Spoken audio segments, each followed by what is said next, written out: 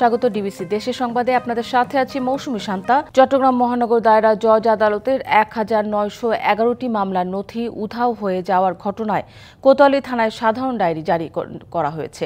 রাতে নগরীর কোতোয়ালি থানায় মহানগর পিপি মফিজুল হক ভূঁইয়া সাধারণ ডায়েরি করেন। এতে উল্লেখ করেন মহানগর দায়রা জজের অধীন ৩০টি মহানগর দায়রা জজ আদালতের ১,৯১১টি মামলার নথি গায়েব হয়ে গেছে। ২০২৩ সালের ২৪ এপ্রিল থেকে মহানগর পাবলিক প্রসিকিউটর কার্যালয়ের সামনে পলিথিনে মোড়ানো রাখা ছিল এসব নথি। পিপি অফিসের জায়গা না হওয়ায় নথিগুলো আদালতের বারান্দায় রাখা হয়। মামলা প্রমাণের ক্ষেত্রে খুবই গুরুত্বপূর্ণ নথি উধাও হয়ে যাওয়ার ঘটনায় আদালত পাড়ায় চাঞ্চল্যের সৃষ্টি হয়েছে। আদালতের অবকাশকালীন গত ১৩ ডিসেম্বর থেকে ৩১ ডিসেম্বরের মধ্যে মামলার এসব নথি উধাও হয়। এ নিয়ে আরো জানাতে টেলিফোনে যুক্ত হচ্ছেন সহকর্মী মাসুদুল হক। মাসুদুল, নথি উধাওয়ের বিষয়ে বিস্তারিত জানাবেন।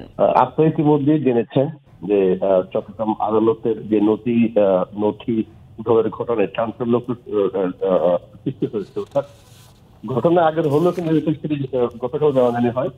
জানানো হওয়ার পরে কিন্তু গতকাল রাতে নগরীর কোতোয়ালি থানাকে জিডি করা হয়।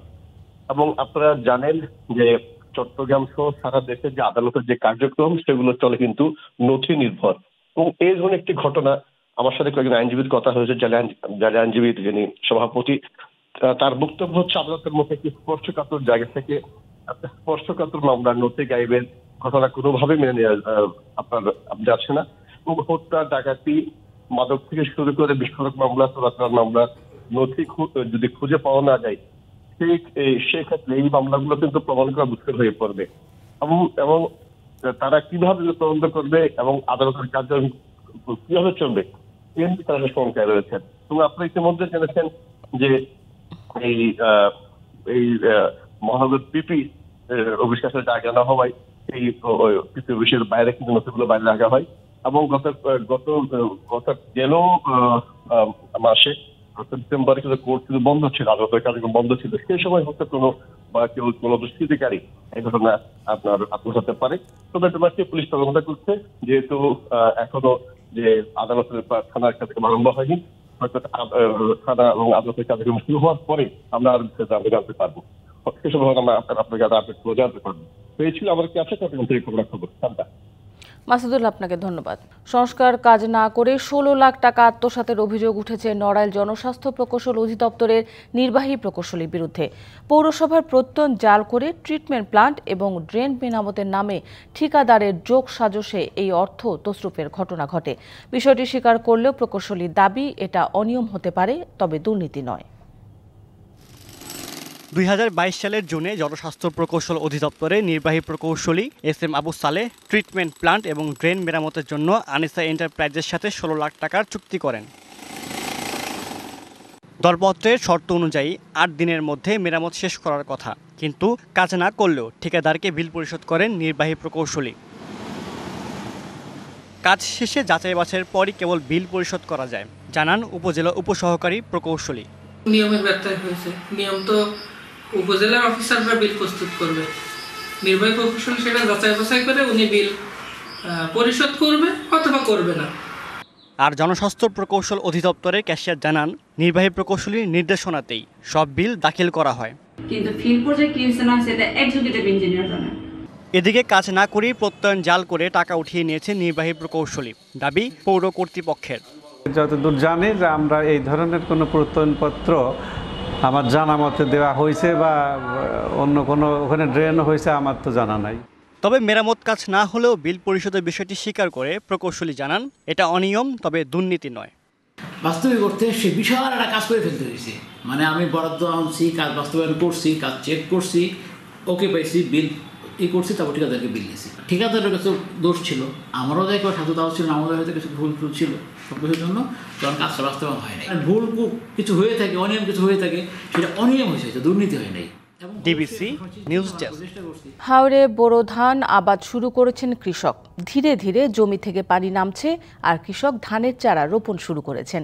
কৃষি বিভাগ বলছে ৩১ জানুয়ারির মধ্যে ১০০% জমিতে চারা রোপণ শেষ হবে। সবকিছু ঠিক থাকলে এবছর ৪,৫০০ কোটি টাকার চাল উৎপাদন হবে সুনামগঞ্জে।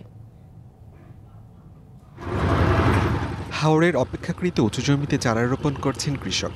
ধীরে ধীরে হাওরের জমি ভেসে উঠছে আর কৃষক চাষ করে চারা রোপণ করছেন। তবে বেশিরভাগ হাইব্রিড জাতের বীজ রোপণ করছেন তারা। মিথালি ৪, শক্তি ২, শক্তি ৩, ব্যাবিলন জাতের হাইব্রিড ধান বেশি আবাদ করছেন কৃষক। আর দেশি জাতের মধ্যে বেশি আবাদ হয়েছে কচি জাতের ধান। হয়েছে মিতালি 4, শক্তি 2, তারপর শক্তি 3, দেশি জাতের উপসিরও হয়েছে গছি। হাইব্রিড লাগাইব বেশি, অন্য জাত কমে লাগাইব। রোয়া শুরু করলাম, আশা করি এই 3 ভাগের 1 ভাগ হয়েছে না, এখনো দীর্ঘ আরও 1 মাস লাগবো। কৃষি সম্প্রসারণ অধিদপ্তর বলছে এবছর 2,23,410 হেক্টর জমিতে বোরো ধান আবাদের লক্ষ্যমাত্রা নির্ধারণ করা হয়েছে, যা থেকে 9,19,000 মেট্রিক টন চাল উৎপাদনের আশা করা হচ্ছে।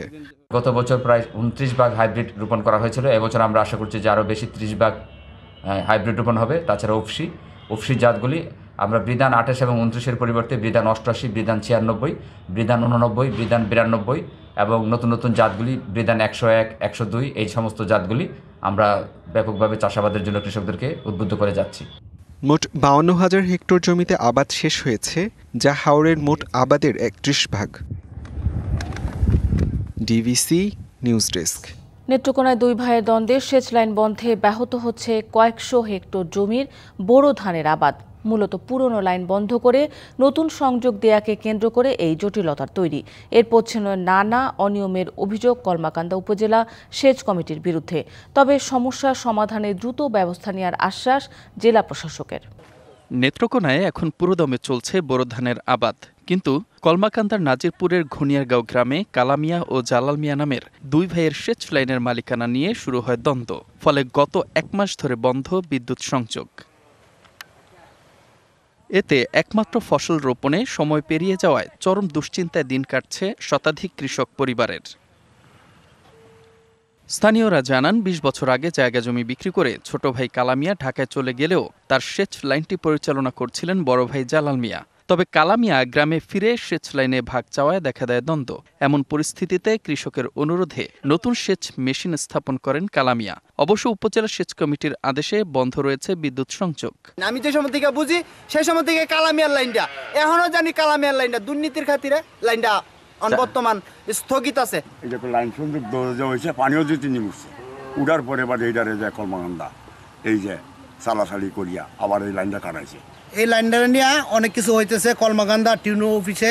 অভিযোগ উঠেছে অনৈতিক লেনদেন হওয়ায় সরেজমিন তদন্ত না করেই এমনটি করেছে উপজেলা সেচ কমিটি।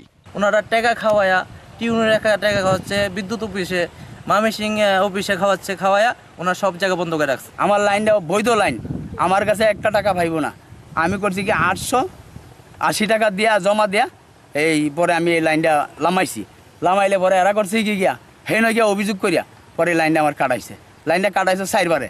তবে অভিযোগ অস্বীকার করে নিয়ম অনুযায়ী সংযোগ দেওয়ার ব্যাপারে কার্যক্রম চলছে বলে জানায় সেচ কমিটি। জমির মালিক এবং এত 20 বছর তারা পরিচালনা করেছে তারা সবাই আসলে এটার বিপক্ষে, কালামিয়ার বিপক্ষেই সাক্ষী দিয়ে গেছে। তাই আপাতত আমাদের এটা স্থগিত আছে। তাদের কাছে যদি কোনো প্রমাণ থাকে সেই ক্ষেত্রে বিষয়টা বিবেচ্য। আইন সিদ্ধান্ত তার বিপক্ষে গেলেই তার অভিযোগ যে কার্যকর হবে এই বিষয়টা আমি মনে করি না। এদিকে জেলা প্রশাসক বরাবর লিখিত অভিযোগ দিয়েছে সেচ লাইনটির পুরনো মালিক কালামিয়া। দ্রুত ব্যবস্থা নেওয়ার আশ্বাস জেলা প্রশাসকের। আমি একটু তদন্ত করাই দেখব, এটা খুবই দ্রুত নিষ্পত্তি করব। যদি ওনারা 20 বছর ধরে করছে, আজকে করতে পারবে না এরকম হওয়ার কিন্তু কোনো কারণ নেই, যদি এখানে কোনো গ্যাপ না থাকে। শুধু আশ্বাস নয়, দ্রুত বিদ্যুৎ সংযোগ দিয়ে সেচ ব্যবস্থা সচল করার দাবি ভুক্তভোগীদের। DBC news desk. শৈত্যপ্রবাহ কমে উত্তরের জেলা পঞ্চগড় সহ দেশের বিভিন্ন জেলায় তাপমাত্রা বাড়তে শুরু করেছে। সকাল 6টায় পঞ্চগড়ের তেঁতুলিয়ায় সর্বনিম্ন তাপমাত্রা রেকর্ড করা হয়েছে 12.4 ডিগ্রি সেলসিয়াস। সূর্য ওঠার সাথে সাথে কুয়াশা কাটতে শুরু করেছে। তবে আগামী বৃহস্পতিবার থেকে মাঝারি শৈত্যপ্রবাহ হতে পারে বলে জানিয়েছে আবহাওয়া অধিদপ্তর।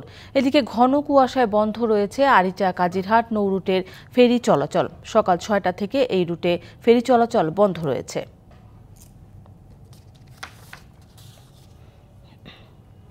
চুয়াডাঙ্গায় তৈরি হচ্ছে কৃত্রিম সার সংকট। ডিলারের কাছে না পেয়ে খুচরা ব্যবসায়ীদের থেকে কিনতে হচ্ছে বাড়তি দামে।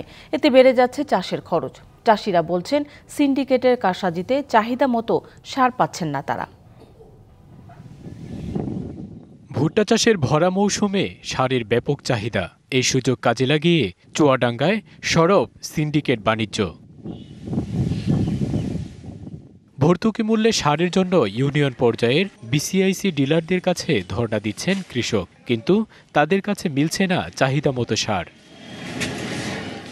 খুচরা বিক্রেতাদের কাছে ঠিকই পাওয়া যাচ্ছে, তবে তাদের কাছ থেকে নিতে গুনতে হচ্ছে বস্তা প্রতি 300 থেকে 400 টাকা বেশি।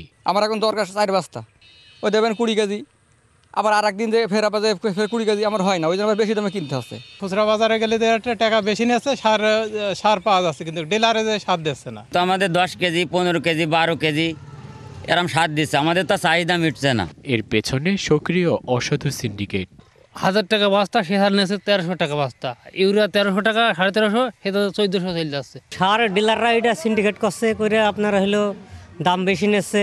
চাহিদার তুলনায় সার না পাওয়ায় দেখা দিয়েছে সংকট। তারা আশঙ্কা করছে যে আমরা হয়তো রবি মৌসুমে আমাদের চাহিদার তুলনায় সার কম পাবো, এই জন্য তারাও কিছুটা ওই সার নিয়ে স্টক করার কারণে কিছুটা সারের চাহিদা বেশি মনে হচ্ছে। সরবরাহ স্বাভাবিক রাখতে নিয়মিত তদারকির কথা বলছেন কৃষি কর্মকর্তা। প্রত্যেকটা ডিলারের ঘরেই সার রাখার ব্যবস্থা করছি। আমি সহ আমার সকল সহকর্মী তাদেরকে নিয়ে মাঠে মনিটরিং কার্যক্রম চলমান রয়েছে। এমনকি ডিলার পর্যায়ে আমাদের উপসহকারী কৃষি কর্মকর্তা থেকে সেই সারটি বিতরণ করছেন। চলতি রবি মৌসুমে চুয়াডাঙ্গায় প্রায় ৭৬,০০০ মেট্রিক টন নন ইউরিয়া সারের চাহিদা রয়েছে।